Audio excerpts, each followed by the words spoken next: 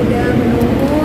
Jadi pada hari ini klien saya Umi dibantu juga dengan Mbak Marisa Ica mendatangi Polreskim gunanya untuk berkonsultasi dan melaporkan adanya dugaan tindakan pornografi dan juga asusila yang dilakukan oleh saudari selebgram inisialnya OF ya.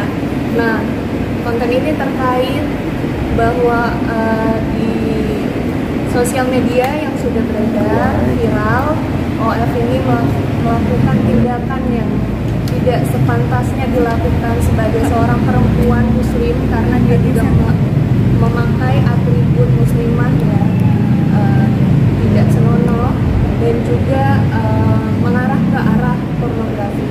Nah, alhamdulillah laporan kami bisa sharekan. Laporannya juga sudah diterima dengan pasal berlapis, pasal 27 ayat 1 Undang-Undang ITE, pasal 4, pasal 8, pasal 10 Undang-Undang Pornografi. Dan selanjutnya kami serahkan kepada tim penyidik dari Barreskrim. Mungkin selanjutnya Umi ada ancamannya berapa? Ya, nanti akan di kira-kira dari pasal-pasal itu berapa? 5 tahun. Di atas 5 tahun. Di atas 5 tahun. Oke. Umi tadi gimana di atas Umi? Kenapa? Tadi di atas gimana? Ya gimana.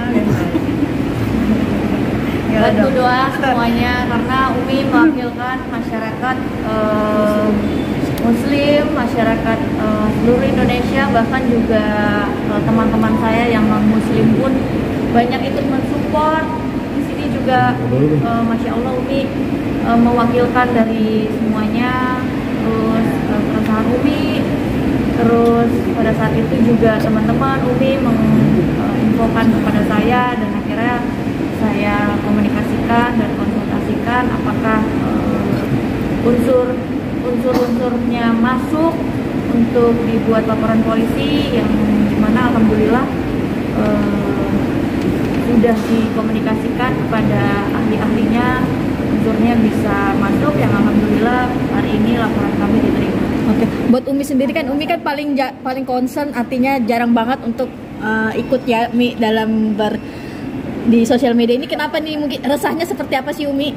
Ya mungkin gini kali ya, saya sebagai seorang pendakwah walaupun bukan berarti dengan pakaian saya terus saya lebih baik dari beliau yang bersangkutan, enggak juga, bisa jadi juga beliau lebih baik ibadahnya daripada saya. Cuma di sini saya lebih kepada saya sebagai seorang pendakwah, terus saya sebagai seorang ibu, dan masukan-masukan dari seluruh majelis taklim se-Jabodetabek yang sudah yang sudah ada yang DM saya, ada yang telepon segala macam yang meminta untuk membicarakan soal hal ini. Dan saya juga punya majelis taklim remaja yang saya bina, dan mereka pun juga mengutarakan hal ini tentang keresahan mereka.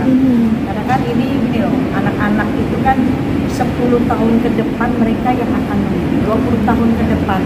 Bagaimana jika seandainya konten-konten yang seperti ini bermunculan, ya kan, akhirnya moral anak-anak kita, semua anak-anak kecil pun sekarang bisa mengakses media, semua punya sosial media. Saat mereka men-searching apa yang sedang viral keluar itu, apakah itu menjadi sebuah tuntunan untuk mereka gitu. Kalau mau bersosial media ya bersosial media ya. Nah, membuat konten silahkan mengekspresikan, tetapi lihatlah apa yang kalian gunakan. Terus konten ini kira-kira saat ditonton ini menjadi tuntunan atau tidak. Nah, saya hanya sebagai seorang pendakwah yang concern akan hal ini. Kan nggak hanya Umi nih, kan Kak Abizar juga sangat tersayangi, sempat update di sosial media. Apakah sebelumnya sudah juga tukar pikiran sama Umi sebelum Umi lari ke Mabes? Iya. Terus juga ini juga sebenarnya titipan dari teman-teman public figure juga ya, yang mungkin namanya nggak mau disebut, tetapi mereka juga semuanya concern ke sini. Sebenarnya banyak juga public figure yang mau menjadi saksi hari ini, cuma karena kita hari ini datang ke sini dan berharap LP kita langsung diterima, terus kita komunikasikan ke teman-teman yang lain, punya kesibukan masing-masing, dan akhirnya kita putuskan untuk ya udah buat LP aja sekarang. Terus untuk teman-teman yang lain kita minta doanya aja gitu.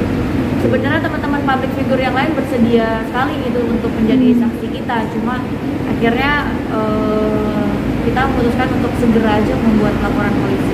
Apa aja yang dipertanyakan di dalam sendiri oleh pihak kepolisian terkait laporan ini sendiri? Gimana bukti-bukti apa? Bukti-buktinya pasti sudah lengkap ya, termasuk juga saksi. Pertama bukti screenshot, juga link, terus video juga yang sudah diunggah dan sudah tersebar ya. Itu yang paling krusial. Jumlah pertanyaan yang dilakukan oleh dari pihak penerima laporan? Jumlah pertanyaan kira-kira cukup banyak ya, karena ini juga sampai malam. Yang pastinya adalah kita harus mengeluarkan unsur-unsurnya sangat dipenuhi, itu satu. Bukti-buktinya juga lengkap, saksi-saksinya juga banyak sebenarnya, cuma kita membatasi dan selanjutnya kita serahkan. Mi, apa yang diinginkan Mi setelah sampai di titik ini Mi, sampai di laporan Mabes Polri? Sebenarnya gini, sebenarnya buat saya pribadi bukan untuk kalau untuk maaf untuk memenjarakan kan itu udah tugasnya, bukan tugas saya. Tetapi saya lebih kepengen kalau yang memanggil itu dari pihak kepolisian ada power. Tapi kalau saya sendiri atau teman-teman artis ya siapa lu kan gitu. Tetapi begitu misalkan yang bersangkutan akhirnya dipanggil kan kita ada mediasi dulu.